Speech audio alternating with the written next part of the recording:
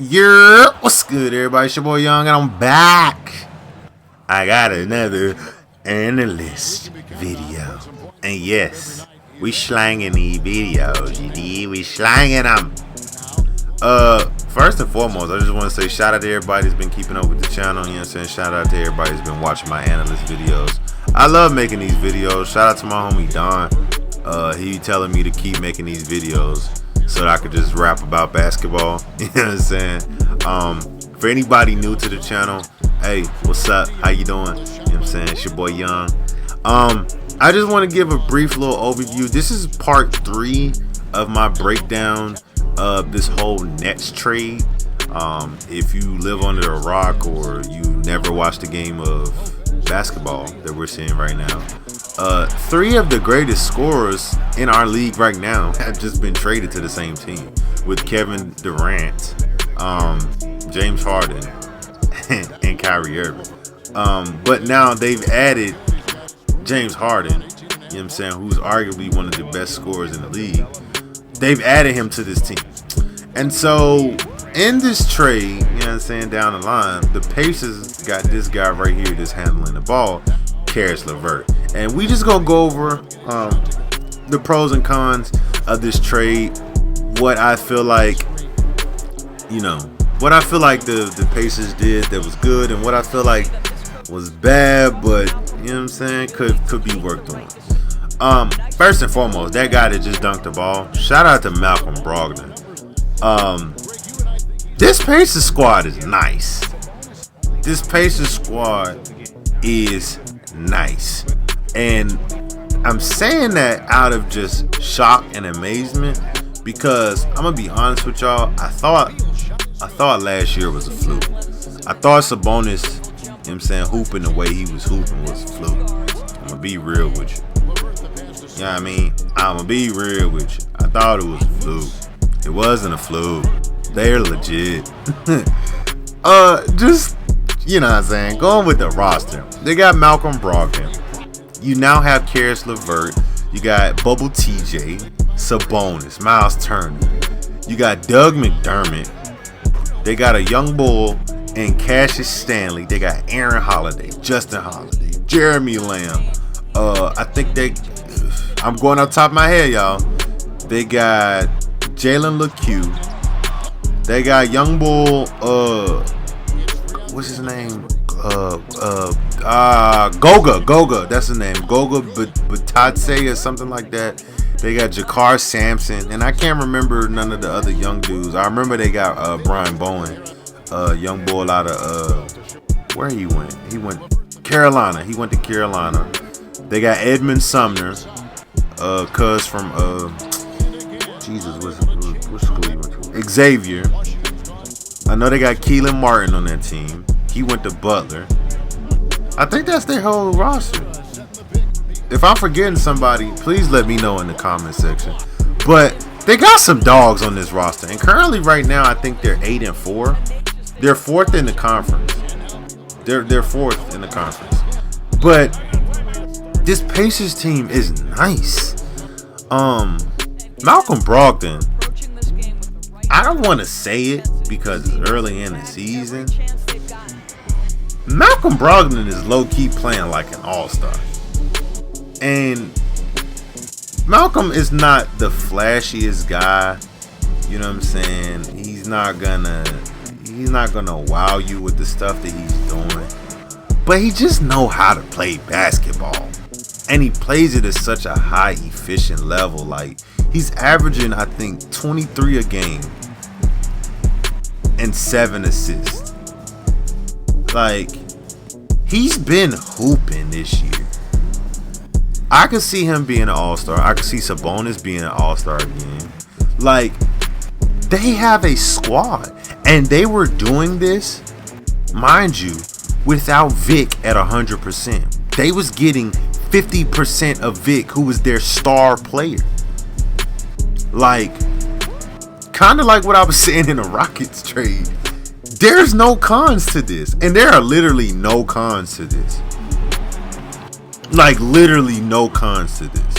You got Malcolm Brogdon playing like a perennial all-star. Sabonis is still hooping Let's key in on that. Sabonis is still hooping, y'all. Sabonis is averaging 21 and 12. 21 and 12 with 6 assists as a power forward. So you got 2 all-stars on this team that's averaging 20. And let's not forget, TJ is hurt. TJ will give you an efficient 16 a game. He might not be bubble TJ, he's averaging 35. But TJ gonna give you an efficient 16 a game. You know what I'm saying? And then the piece that just make everything gel so well. Karis LeVert is a problem. You know what I'm saying? My only issue with Karis LeVert is that people always try to say that, you know what I'm saying, he's better than Zach LaVine when they're literally the same age. You know what I'm saying? But Karis, you know what I'm saying, he's been in situations where he hasn't been the star guy, so I can't really say that. But I will say, as far as scoring ability, he is not better than Zach LaVine. But that's another day, that's another conversation, whatever. But Karis LeVert, I feel like, is the calling card to this trade. They finally get the two-way guard they need. Karis is a very, and when I say very, I mean he is a very underrated playmaker. We briefly saw his playmaking ability in the bubble, where he was like 11 assists here, 9 assists here. He's basically running point guard. So you got 2 playmakers at the 1 and the 2. They both can play defense. Let's not forget this. And then this dude right here, Miles Turner, I just want to say, finally, thank you. Thank you, Miles Turner. Thank you, Miles Turner, for actually playing like we know you can play. 12 points, 6 rebounds, and 4 freaking blocks a game. This is what I want to see from Miles Turner. I have been a Miles Turner fan since he was in Texas, and something that me and my homie Dre, if y'all remember him from the Wizards video when we was breaking down the Wizards trade, or I think that was the Atlanta Hawks video, I can't remember. I done did so many analyst videos, I lose track.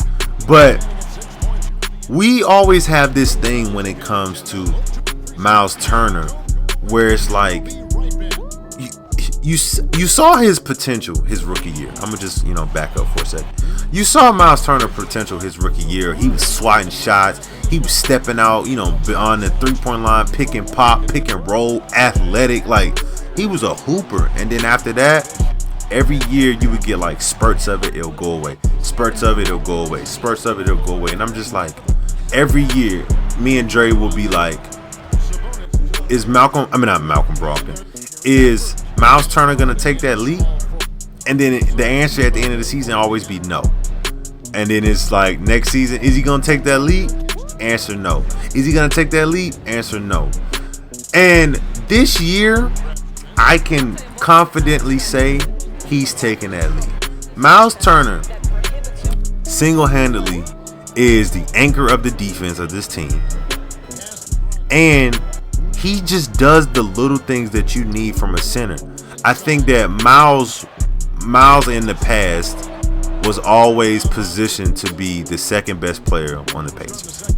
That's how the GMs wanted to make it, and that's how the team was kind of built in the past, that Miles was going to be the second best player next to Vic.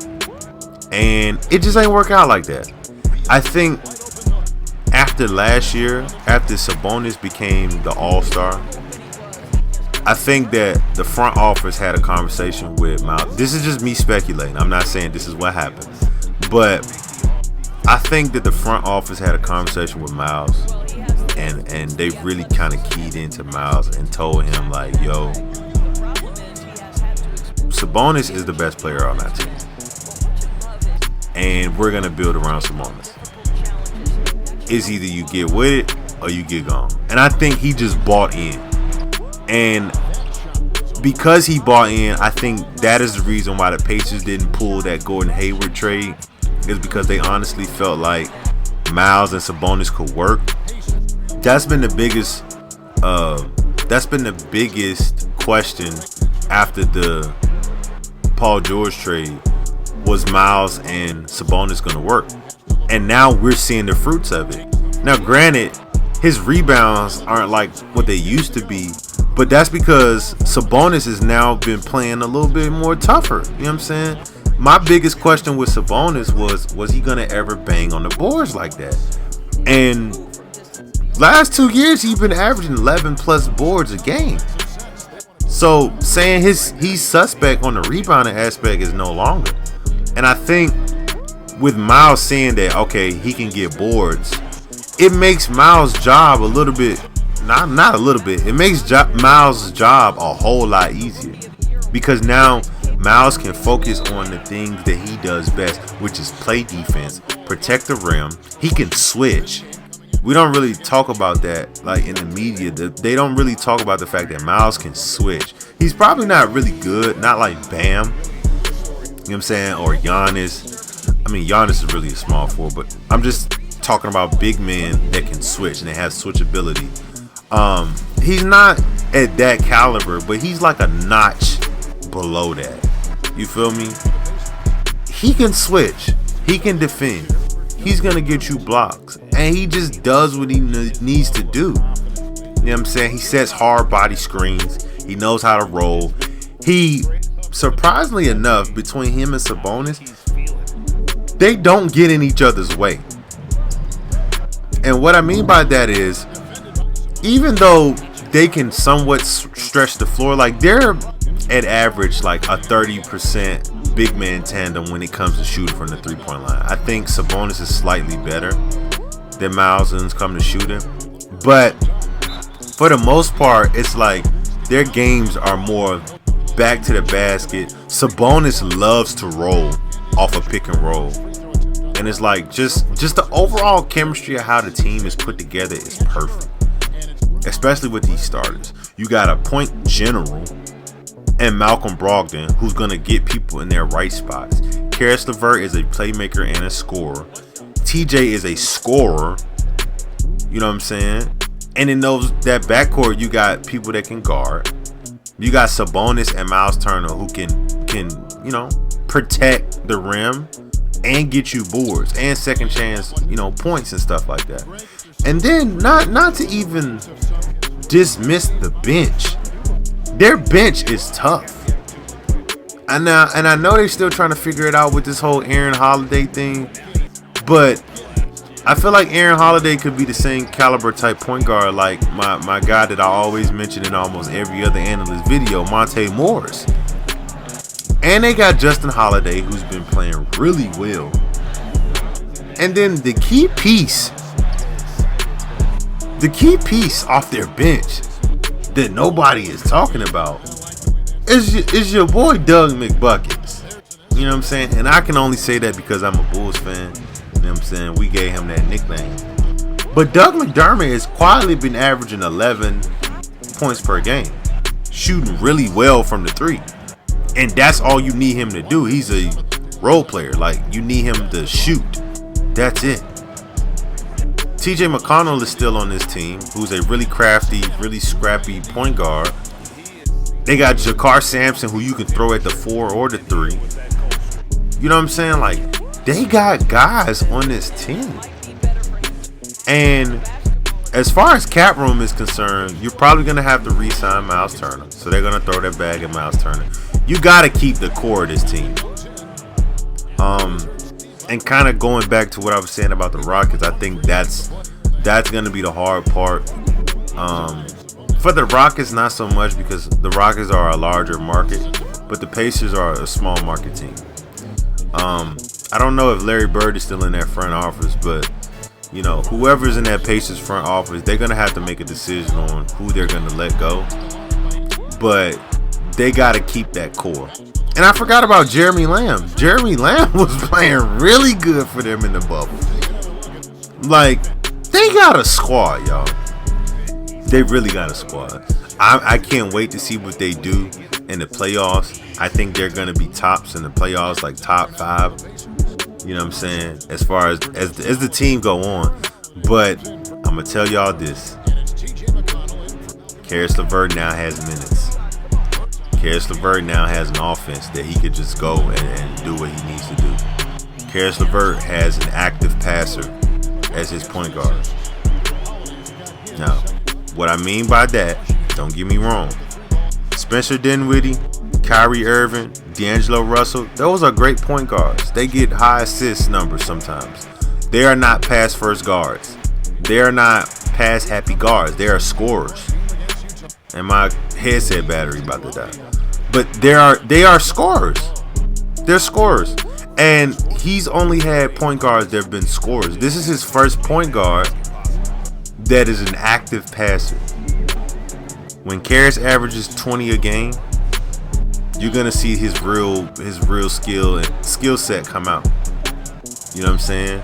They're right in his prime, and whatever they feel like doing going forward, they can do that. Like I said, just like the Rockets, they have a lot of flexibility. I just want to say overall, I'm excited for the Pacers. I think this is a great move. You get the two guard that you wanted. You know, sadly, the Vic thing didn't work out. You got a really good team, really good coach in Nate McMillan. Like, you got a really good identity. You're hard nosed. Like, the Pacers are gonna be really good, and they got young talent.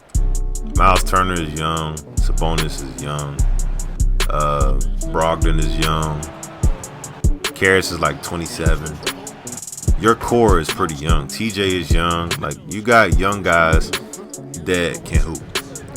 And we not talking about Cassius Stanley either, who I feel like could be their next future. You know what I'm saying? If this don't work out. So I'm excited for the Pacers. Let me know how you feeling about this trade in the comment section. And any of these analyst videos, I want y'all to, you know what I'm saying, chop it up with me. Talk to me. What you feel. You know what I'm saying?